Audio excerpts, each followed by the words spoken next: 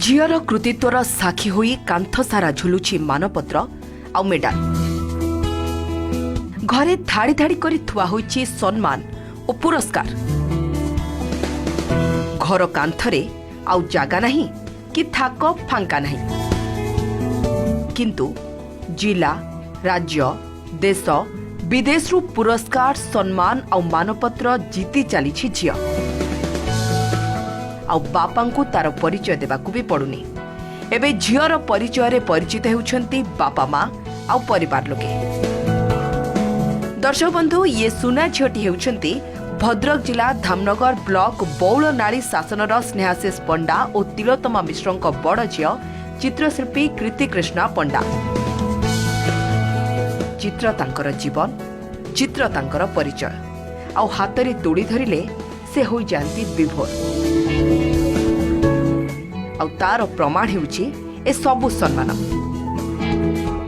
सबो मीडियम रे मु पेंटिंग करे, जेमिति कि हो हमर स्केचिंग हो, पेंटिंग हो, इंडियन स्टाइल पेंटिंग हो कि एब्स्ट्रैक्ट पेंटिंग हो, सब प्रकार पेंटिंग करे। घर लोक एथि मते बहुत इंस्पायर करंती, काहे ना कला क्षेत्र रे इंस्पायर करवाटा बहुत रेयर केस। काहे ना कला को नै कि एते माने बापा मां माने सपोर्ट करंतिनी, किंतु मते बापा माँ मैंने से सपोर्ट करिसेंती बोली मु आगु जाई पारि। षष्ठ श्रेणी रु प्रथमे मु माने छोट छोट चित्र आंकी थिली, जोटा कि समाज को दिग्दर्शन द्वारा, जोटा कि हमर चाइल्ड लेबर हो, रोड सेफ्टी हो, ए सब रु मु आरंभ करी वर्तमान बड़ बड़ चित्र पर्यंत पहुंची पारुछि।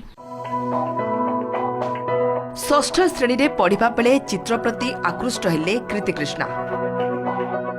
एबे से भद्रक चारु और कारुकला महाविद्यालय द्वितीय वर्षर छात्री। स्कूल समय ही विभिन्न सरकारी और बेसरकारी चित्रांकन प्रतियोगिता भाग नहीं निजर श्रेष्ठत्व प्रतिपादन कर कृति कृष्णा। आंचलिक और जिला स्तर में बारंबार पुरस्कार जितिबा तांको अधिकरु अधिक प्रेरणा देथिला।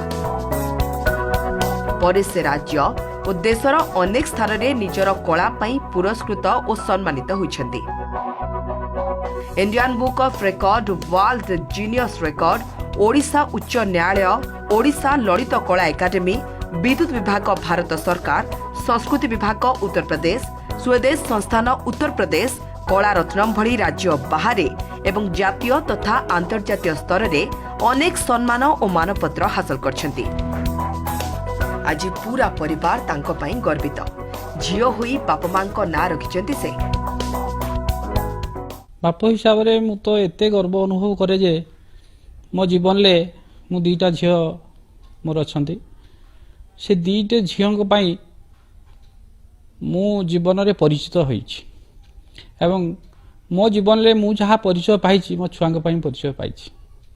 सेटा ही मो पाई गर्व एवं गौरवर कथा। तार आउरी अनेक शिखिबार अछि। वर्तमान तार जीवन ले किछि शिखिबा हेई नाही। मु जहा भाबुछि जे जीवन ले तार शेष जीवन थिबा पर्यंत से अनेक किछि शिक्षा लाभ करिवो एवं मु आशा करछि भविष्यत रे जने भलो चित्रशिल्पी हेई परिवो। ध्यान देला से ओडिसा रे बहुत जगह से पुरस्कृत हला।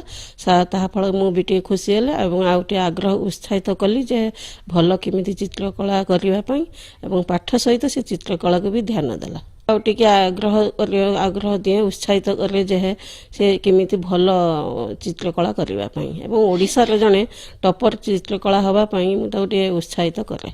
मते मो परिश्रम रो मूल्य पाई जाई बोले मु सेति अनुभव करे एवं से आज ता पई मु भी आज बहुत खुशी अछि, गर्वित अनुभव करछि। काहे कि ना से जते जगह जाईची ता मा हिसाब रे मु मध्य मोर मातृत्व हासिल कर परछि। महामहिम राज्यपाल प्रोफेसर गणेशी लाल का व्यक्तित्व रे प्रभावित होई तांको भेटिबा लागि स्वप्न देखुथिले कृति कृष्णा, जहा निकटरे सत मध्य होईची।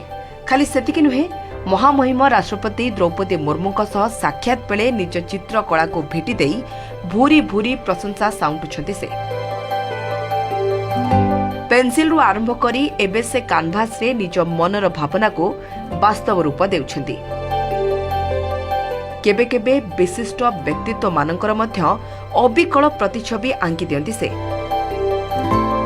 कृति कृष्णांक घरे महाप्रभुंकर भଳି कि भଳି प्रतिछवि रहिछि, जेउथिरे तांकर भक्ति, प्रेम आउ कला नैपुण्यता झरी पड़ुछि। ମୋତେ ବହୁତ ଖୁସି ଲାଗେ କାରଣ ପାଠ ପଢ଼ିବା ସଙ୍ଗେ ସଙ୍ଗେ ଚିତ୍ରକଳା ବି କରେ। ତେଣୁକରି ଚିତ୍ର ଜିନିଷଟା ଆମ ଘରେ ନଥିଲା। ଆମେ ସ୍ୱାଧୀନତା ସଂଗ୍ରାମୀରେ ଜନ୍ମ ହେଇଛୁ କିନ୍ତୁ ଚିତ୍ର ଜିନିଷଟା ନଥିଲା। ଝିଅ ଯେତେବେଳେ ଚିତ୍ର କଲା ଆମେ ବହୁତ ଖୁସି ହେଲୁ। ଚାରିଆଡ଼େ ବି ପ୍ରାଇଜ୍ ପାଇଲା। ତା ବାପା ସାଙ୍ଗରେ ଗଲା, ଆମେ ବି ସାଙ୍ଗ ହେଇକି ଗଲୁ, ବହୁତ ପ୍ରାଇଜ୍ ପାଇଲା। ପ୍ରାଇଜ୍ ପାଇକି ଘର ସାରା ଯେତେବେଳେ ହେଲା ଆମେ ବହୁତ ଖୁସି ହେଲୁ। ଯାହା ହଉ ପାଠ ପଢ଼ିବା ସଙ୍ଗେ ସଙ୍ଗେ ଅନ୍ୟ କଳା ଗୋଟେ ସେ ହାସଲ କରିପାରିଛି। ନିଶ୍ଚିତ ଭାବରେ ଆମ ଭଦ୍ରକ ଜିଲ୍ଲା ପାଇଁ ଗୋଟେ ଗର୍ବ ଏବଂ ଗୌରବ ସେ। ତାଙ୍କର ଯେଉଁ କୃତିତ୍ୱ ପ୍ରତିଭା ମୁଁ ଯାହା ଦେଖିଛି ଯେ ଏତେ ଅଳ୍ପ ବୟସରେ ସେ ଯାହା ପ୍ରତିଭା ଅର୍ଜନ କରିପାରିଛନ୍ତି ଏବଂ ତାଙ୍କର ସବୁ ପଟ୍ଟଚିତ୍ର ଏବଂ ଚିତ୍ରଗୁଡ଼ିକ ନିଶ୍ଚିତ ଭାବରେ ଏତେ ଷ୍ଟାଣ୍ଡାର୍ଡ଼, ସେଇଟା ହାଏଷ୍ଟ ଷ୍ଟାଣ୍ଡାର୍ଡ଼ର, ସେଇଟା ଇଣ୍ଟରନ୍ୟାସନାଲରେ ବି ସେଇଟା ପୁରସ୍କୃତ ହେବାର ଯୋଗ୍ୟ ପୁସ୍ତକ। ତାଙ୍କ ଭବିଷ୍ୟତ ବହୁତ ଉଜ୍ଜଳ, ସେ ବହୁତ ଉପରକୁ ଯିବେ ଏବଂ ଜିଲ୍ଲା ପ୍ରଶାସନ ତରଫରୁ ତାଙ୍କୁ ଆଗାମୀ ଦିନରେ ଯାହା କିଛି ସହଯୋଗ କରିବା କଥା ନିଶ୍ଚିତ ସେ ସହଯୋଗ ଯୋଗାଇ ଦେବ, ଏତିକି ଆମେ ପ୍ରତିଶ୍ରୁତି ଦେଉଛୁ। ଛୋଟବେଳେ ପେନସିଲରେ ଚିତ୍ର ଆଙ୍କୁଥିଲେ, ବଡ଼ ହେଲା ପରେ ଏବେ କାନଭାସରେ ଚିତ୍ର ଆଙ୍କି ବିଭିନ୍ନ ସ୍ଥାନରେ ପୁରସ୍କୃତ ହୋଇଛନ୍ତି, ଯାହାର ପ୍ରମାଣ ରଖିଛି ଏ କାନ୍ଥ ଦେଖିପାରୁଥିବା ଘରର ଯୁଆଡ଼େ ଦେଖିବେ ମାନପତ୍ର, ପୁରସ୍କାର ଏବଂ ମେଡାଲ, ଯାହାକୁ ନେଇ ପରିବାର ଲୋକ ଏବେ ଗର୍ବ ଅନୁଭବ କରୁଛନ୍ତି। ବାପା ମଧ୍ୟ କହୁଛନ୍ତି ଝିଅ ପାଇଁ ମୁଁ ଆଜି ବେଶ ପରିଚିତ ହୋଇପାରିଛି। ଭଦ୍ରକ କଟସାହି ପଞ୍ଚାୟତରୁ ପାର୍ଥସାରଥୀ ନାୟକ, OTV।